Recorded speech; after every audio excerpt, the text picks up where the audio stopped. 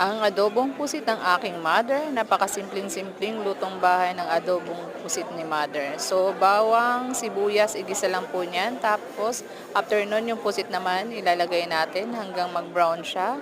So, pag nag-brown na siya, saka natin lagyan ng konting toyo, tsaka konting suka.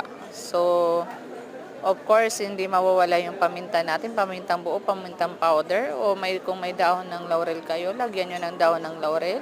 After nun, lagyan natin ng sugar, konting sugar, para hindi siya, yung lasa niya saktong-sakto.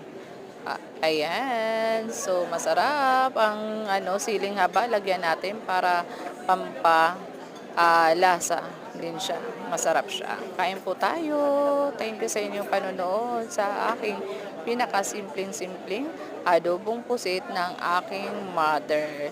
Ay, as in lutong bahay siya. Thank